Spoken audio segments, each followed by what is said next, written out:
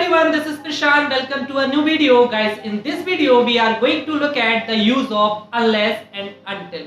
Guys, these both words are very confusing. People get confused while using these words. So I am damn sure after watching this video you will be able to use correctly. So without wasting the time, let's have a look at the example, guys.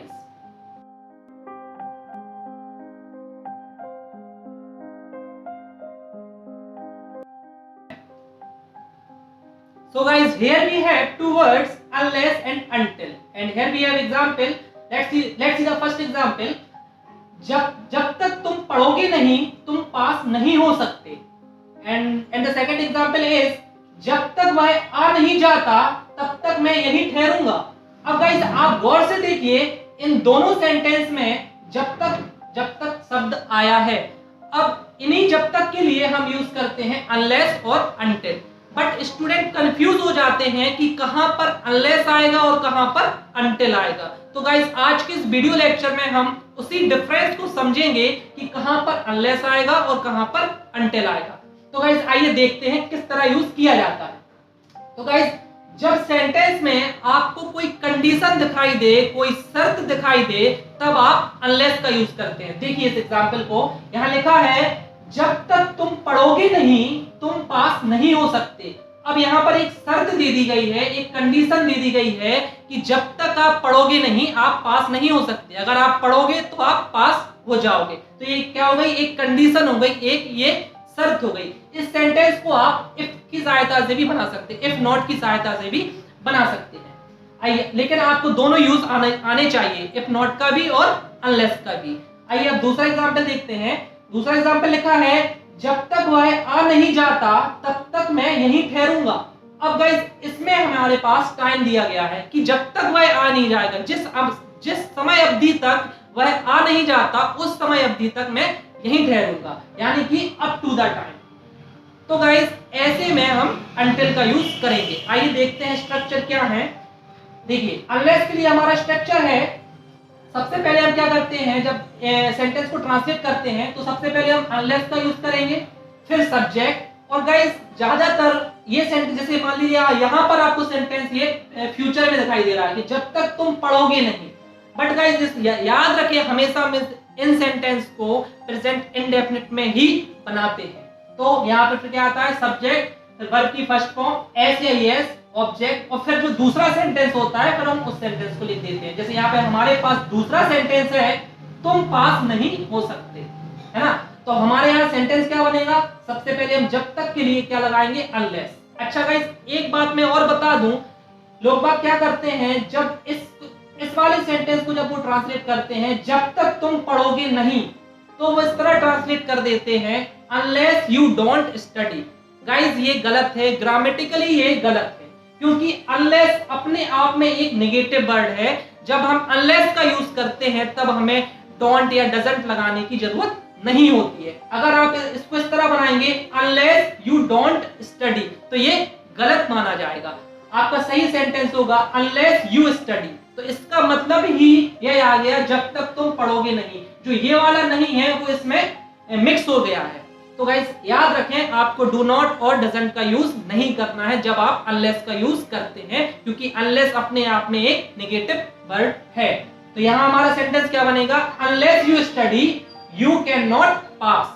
It means जब तक तुम पढ़ोगे नहीं तुम पास नहीं हो सकते हैं.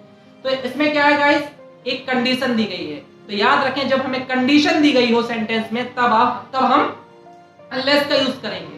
ओके गाइस आइए देखते हैं नेक्स्ट एग्जांपल किस तरह ट्रांसलेट करेंगे. हमारा नेक्स्ट एग्जांपल है जब तक वह आ नहीं जाता तब तक मैं यहीं ठहरूंगा. अब गाइस यहाँ पर हमारे पास एक टाइम दिया है कि उस समय अवधि तक मैं नहीं जाता जब तक वह आ नहीं जाता. अब देखिए तो इसको किस तरह से ट्रांसलेट करते हैं. सबसे पहले हम इसमें सेंटेंस लिखते हैं कि हमारा जो भी सेंटेंस होगा उस सेंटेंस को लिखते हैं, उसके बाद हम अनटिल लिखेंगे, फिर सब्जेक्ट, वर्ब की फर्स्ट फॉर्म एस या एस, और यह सेंटेंस कभी कभी पास्ट में भी होता है तो वर्ब की सेकंड फॉर्म आ जाएगी, और फिर ऑब्जेक्ट. जैसे जब तक वह आया नहीं तब तक मैं वहीं ठहरा, तो ये हमारा पास्ट में हो गया. तो सेंटेंस पास्ट में भी हो सकता है और प्रेजेंट में भी हो सकता है, उसी के अकॉर्डिंग स्ट्रक्चर हमारा चेंज होता रहता है.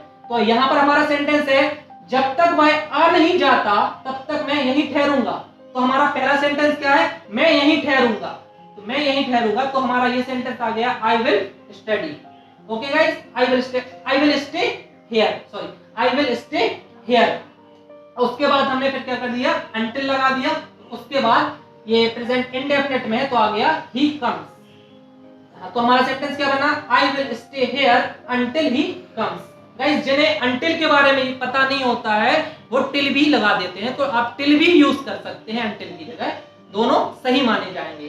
तो यहाँ हम इस तरह भी बोल सकते हैं I will stay here till he comes, और इसको इस तरह भी बोल सकते हैं I will stay here until he comes।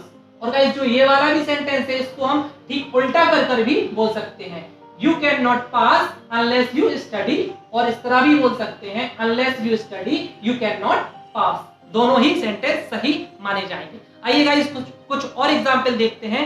जैसे जब तक तुम हार्ड वर्क नहीं करोगे तुम्हें सफलता नहीं मिलेगी। अब यहाँ पर एक कंडीशन दे दी गई है कि जब तक आप हार्ड वर्क नहीं करोगे आपको सफलता नहीं मिलेगी।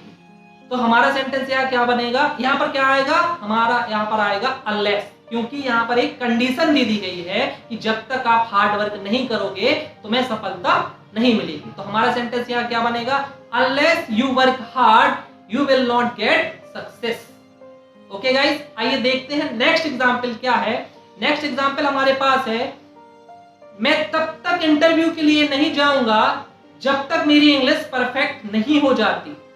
अब यहाँ पर हमारे पास एक समय अवधि आ गई, एक टाइम ड्यूरेशन आ गई कि मैं उस समय तक इंटरव्यू के लिए नहीं जाऊंगा जब तक मेरी इंग्लिश परफेक्ट नहीं हो जाती। तो यहाँ पर हम फिर क्या यूज करेंगे, until का यूज करेंगे, क्योंकि यहाँ पर समय अवधि का मेंशन हुई है। तो यहाँ पर हमारा सेंटेंस क्या बनेगा कि मैं इंटरव्यू के लिए नहीं जाऊंगा, I will not go for an interview until I become perfect in English। तो गाइस याद रखें, जब हमारे पास सेंटेंस में कंडीशन हो तब हम अनलेस का यूज करेंगे, और जब हमारे पास सेंटेंस में टाइम का जिक्र किया गया हो तब हम until का यूज करेंगे।